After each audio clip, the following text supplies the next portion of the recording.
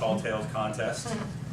AdrianZiepolt, whose speech is titled Fishin' with Joe. He said that's without a G. Fishin' with Joe, AdrianZiepolt.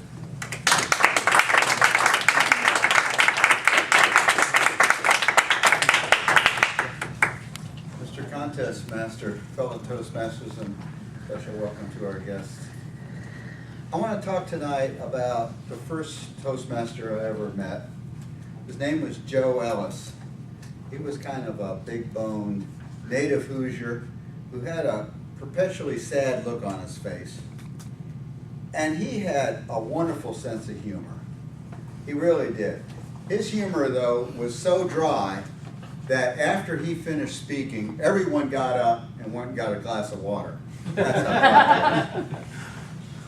I'll never forget the first time I heard Joe answer a table topics question. The theme was crime, and the topics master asked him what he thought Joe would recommend about to do about violence in the streets. And Joe said, "I'm glad you asked me that question. Some of you may not agree with me, but I don't think there's too much violence in the streets. I think there's too much banjo in the streets. You can't walk down Kirkwood without hearing somebody on a banjo trying to pick out Camptown Racetrack on practically every block. When I was young, there were violins on the streets. People were playing Strauss waltzes, Fritz Chrysler. It was wonderful. But now it's just banjo, banjo, banjo wherever you go." I looked around, and people were holding their sides in. A couple were rolling on the floor. I cried. I really did. The topics master tried to speak, and all he could do was wheeze. It took an hour before he could get the next question out. It really did.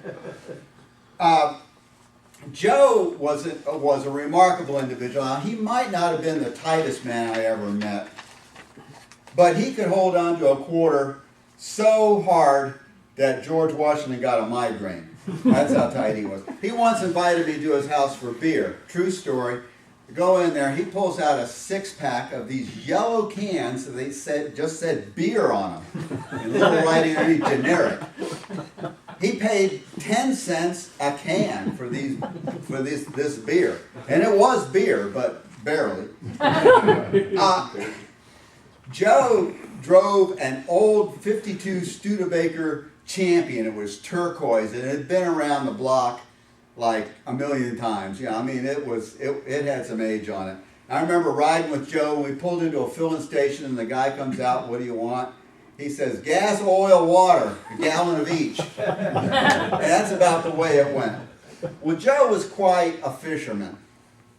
And it seemed like every time he went fishing, he came back with a sack full of fish.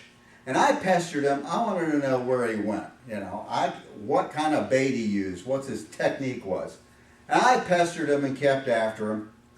And I finally got Joe to agree to take me fishing with him. So he came by and picked me up in that 1952 Studebaker Champion. And off we went. We drove and drove and drove. And we finally came to a big bend in the White River. And we got out, and Joe went back, and he popped the trunk on the Studebaker. And I expected there were going to be fishing poles and a tackle box and maybe some bait. No. All was in there was a plastic jug, a ball bat, and a big old gunny sack.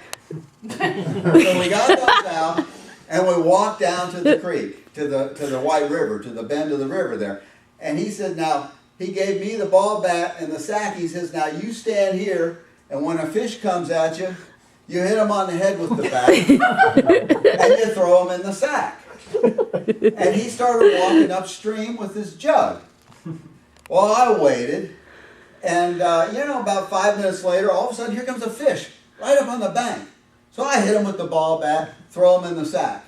And pretty soon, here comes another one, and another one, another one. And they're coming so fast that I couldn't keep up. I mean, after a while, I was just standing there about knee-deep in fish.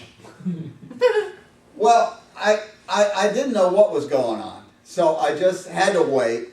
And here comes Joe finally carrying his plastic jug. And I said, well, Joe, how in the world did that happen? That all these fish just came up at my feet. And he said, well, the secret's in the jug. You see, you pour some starch in the water, and the fish get so stiff that they can't swim around the bend. And they just come right up on the bank. You hit them on the head, put them in the back. And that's fishing with Joe Ellis. And this is a true story. I'm not making it all up. Joe Ellis always said, always tell the truth because it's the right thing to do. Mr. Contest.